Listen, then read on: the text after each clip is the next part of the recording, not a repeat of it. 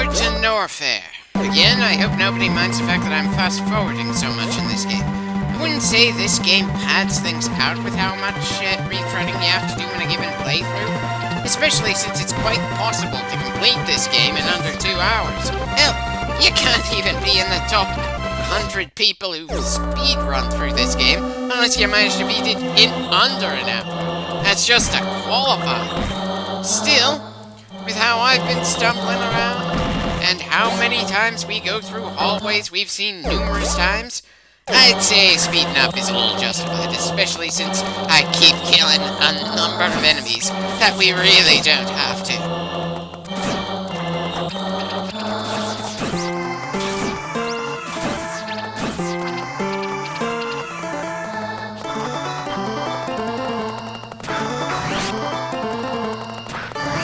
Okay, not even sure why I tried to run that way, but it certainly didn't do us any good. Let this be a lesson when it comes to the speed booster. Just because you can zoom your way through walls like the Roadrunner, doesn't mean you should. Have I mentioned how much I don't like the speed booster? It's definitely among my least favorite upgrades in the whole series. Sure, it opens up things, but I'm not really coordinated enough to do it all that skillfully. Hell, it doesn't matter how many times I play through various games, I just never feel like I've gotten a handle on it, while every other action-oriented upgrade, I can feel is a legitimate improvement in pretty much every way once I get a feel for them. It's probably a good thing then that the speed booster doesn't make it to the 3D Metroid Prime games, or at least not in the form that it is in every 2D game that Samus is in. While I'm sure there are plenty of people who find the speed booster to be a damn good upgrade, can you really blame me for not being a fan of it when I've been less than elegant with Samus so far in this game? Anyway, seems the next door needs a super missile to break through, and unfortunately we don't have one of those yet. And since there's no way back up since the speed boosted blocks reformed above us, that means the only way we can make progress is by going further down with a speed booster. Ugh.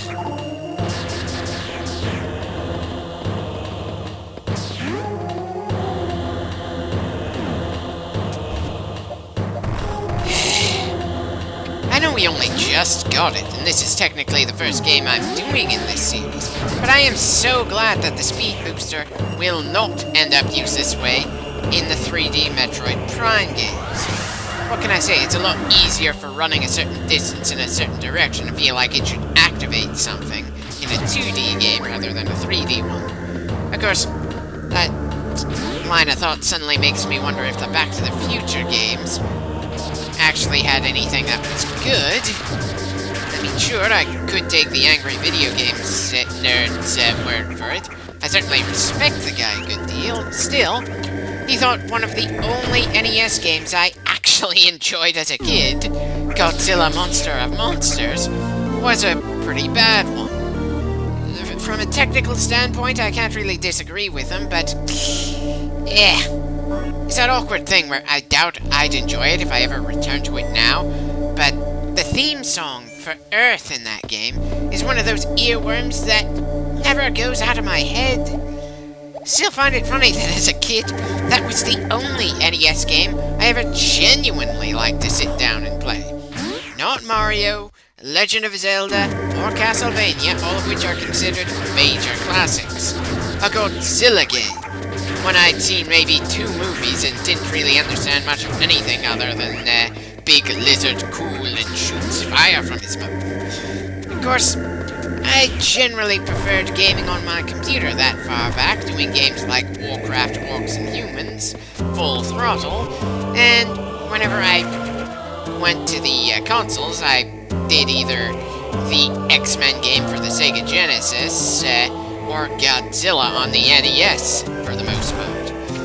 It wasn't until the N64 and the PlayStation 1 arrived that I actually got into console gaming, despite my family already having all of the systems that had been made before them. We are talking every type of Atari and everything. after the Atari. Yeah. Just felt the need to finish that line of thought instead of talk about the high jump we just gained. It's pretty self-explanatory, really. We can jump a good deal higher. Certainly a nice enhancement on our mobility, though it's going to take some getting used to. Now, let's go returning to Brimstar, the area we just came from in order to get over here. Again.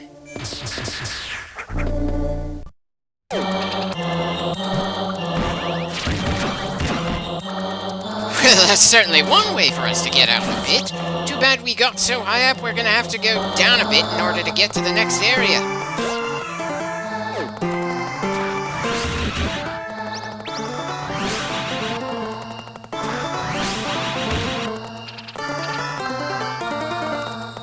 Okay, no clue why we're going back to the right when we need to go left for a bit.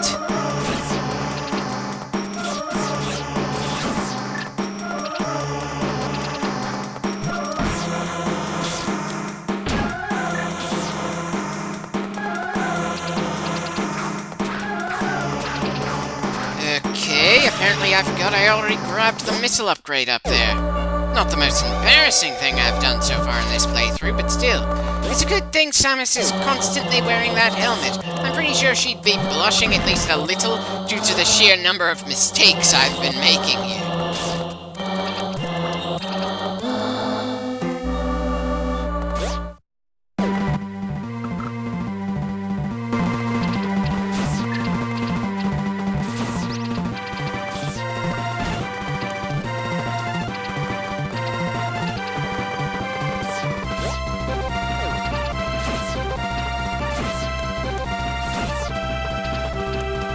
I'm not really sure if our higher jump is really making this basic hallway easier to get through, or if hallway is even the right word to use since we're going up and down a cave system like this. At the same time, it feels far too complicated for me to just call it a tunnel or something.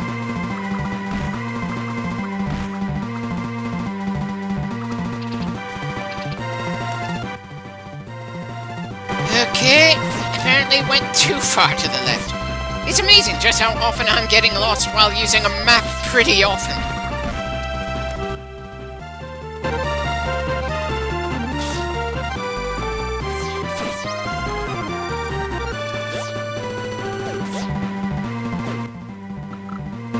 Right, time to get started looking for whatever hidden path will lead us to the next objective point.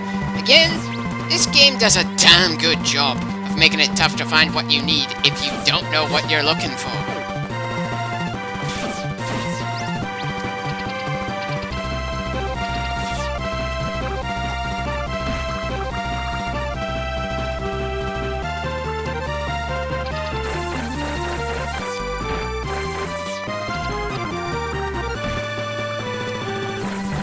Right. Still can't destroy that kind of barrier for some reason.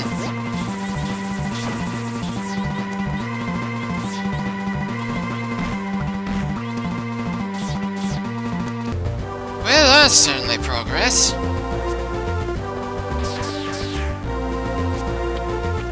Little annoying trying to jump to places that the camera can't see when we start the jump. And even more annoying that a promising path has once again turned out to be something we can't get through just yet.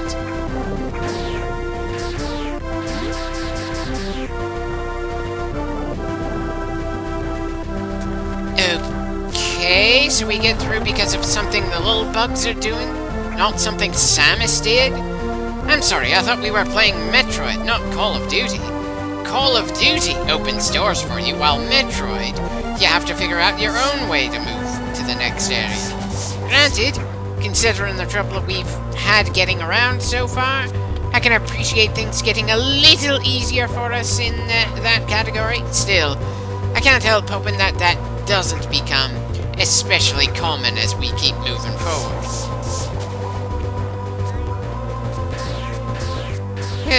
At least that block doesn't want to break right out from under us, and I'm certainly now pretty appreciative of the fact that the high jump lets us jump while in ball form. It's also kinda nice that we're the ones to release the bugs that suck the life out of that barrier rather than just see them do it on their own. Though I suppose we kinda needed to see them do it the first time, just to know that that was a possible way to make progress.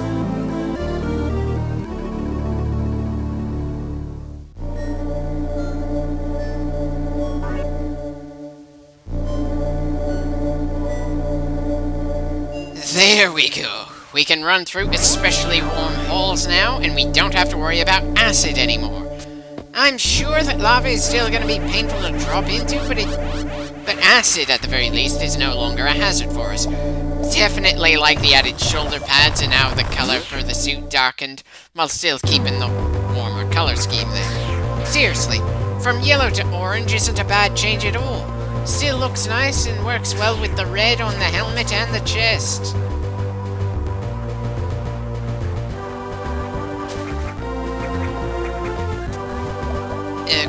Okay, I've got no clue why I didn't even try to get the energy tank down there.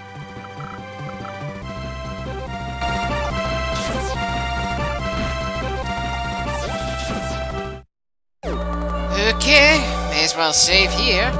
Maybe 1 or 2 more sessions and this clip should be full enough for me to finish off.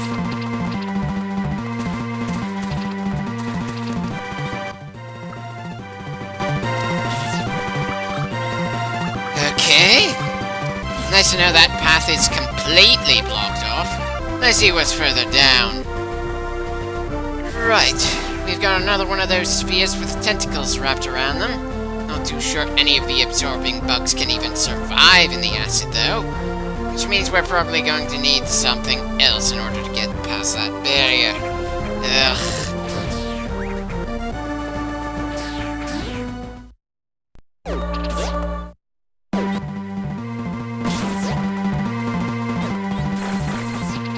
And we've got another one keeping us from moving on. And there's no way to open up the place with the bugs up there either.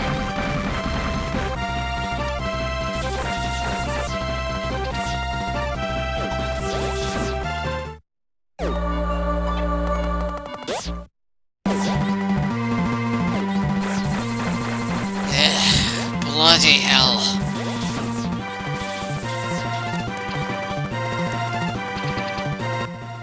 Right, apparently we can't get into the tunnels from this side, so continuing to even try doing anything this way is a bit of a waste of time.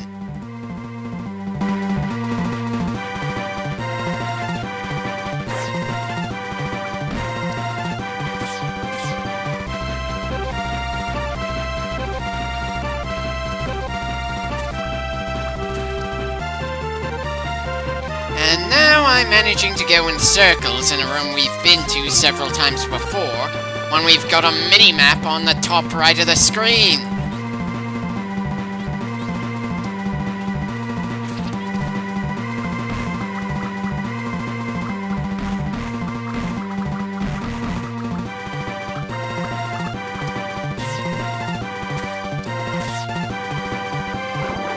Huh, so that's how that works. That's actually pretty clever.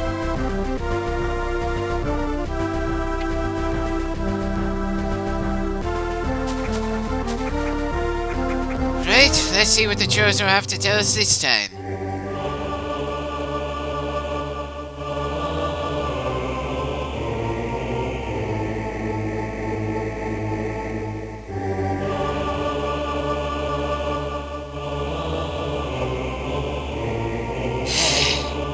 Down to north, there it is then. Makes sense, since we have some especially hot hallways to deal with down there. Still, how many more times are we gonna have to keep going back and forth between Brimstar and Norfair before we run into Ridley?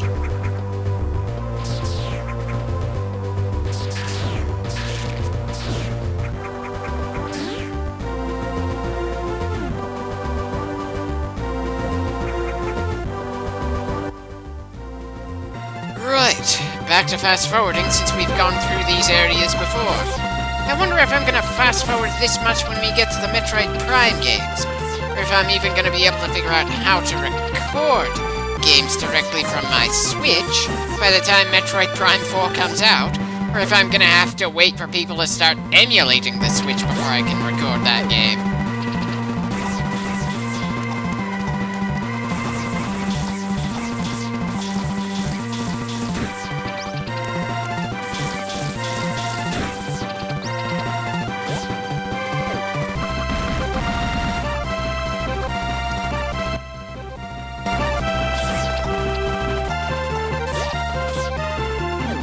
Why did I not even bother trying to get the upgrade down there? We should certainly be able to deal with it now that we can ledge grab. I mean, sure. We'll probably be back to Brimstar again after whatever we're doing in Norfair this time, but come on. Great. Going through the footage of this game is tempting me to play through the game again, if only to make up for my numerous mistakes along the way to victory. And dear God, how many times do I say that in a game? Usually when I play through a game and then comment on it, I get tired of it and need to take some time after working on the LP to just never touch it ever again. At least until the next time I get the urge. Yeah, but this game is making me want to play it again while I'm still commenting on the footage. As a side note, I've just confirmed that while the Viera suit lets us run through especially hot rooms and through the acid, it doesn't have enough heat protection when we actually jump into outright lava. So the environment can still be threatening to us. On the one hand, that's nice to know so we don't just keep dropping into the hazards without a care. On the other hand, considering just how many times I've gotten myself hurt by our own surroundings without even the help of the enemy, I really wish there was a way to completely remove the chance to be hurt by those surroundings.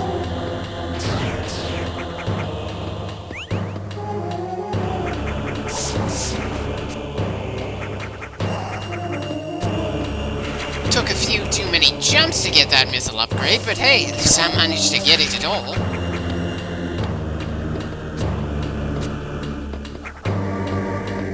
Not sure what's supposed to be further to the left, but then we have another superheated room nearby to check. A hallway that involves us having to drop quite a distance in order to get to it from here. A lot of aggravated speed boosted drops along the way as well.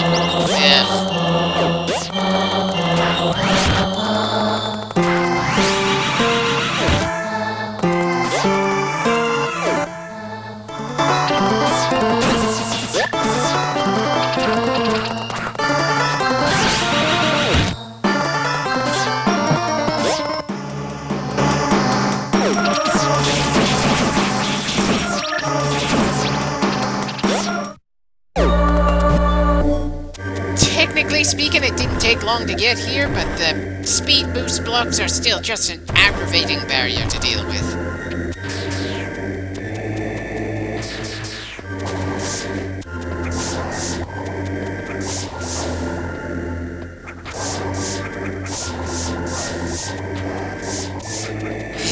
God damn it, there's either a trick I don't know for here, or I need an extra upgrade.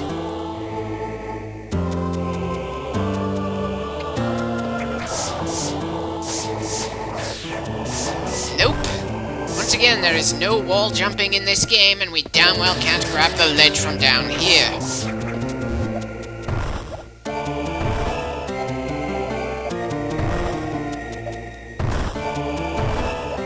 Ah, there we go. And here I was worried we wouldn't be able to make any progress in this direction.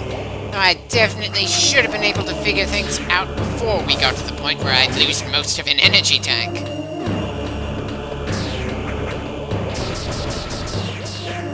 Oh dear. Please don't tell me we have to do another speed boost run.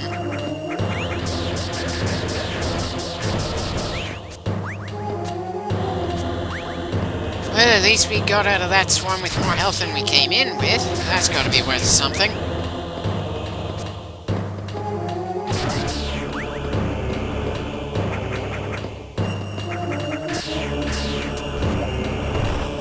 Son of a bitch, and we have to jump while boosting as well?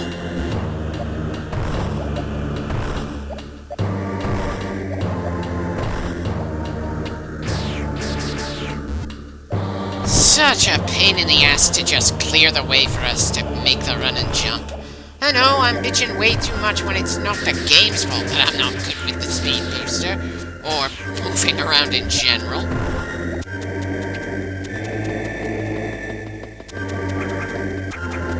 Right. Of course we need to clear more ground before we're going to be able to jump through that.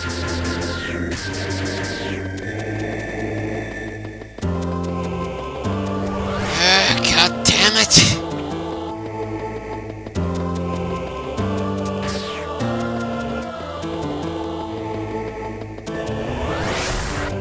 There we go. Surprisingly annoying considering how little time we actually had to spend on it.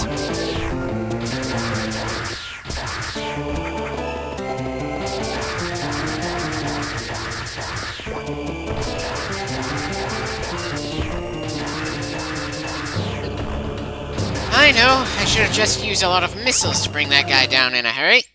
Anyway, this seems about as good a place as any to end the clip for now. See you next time.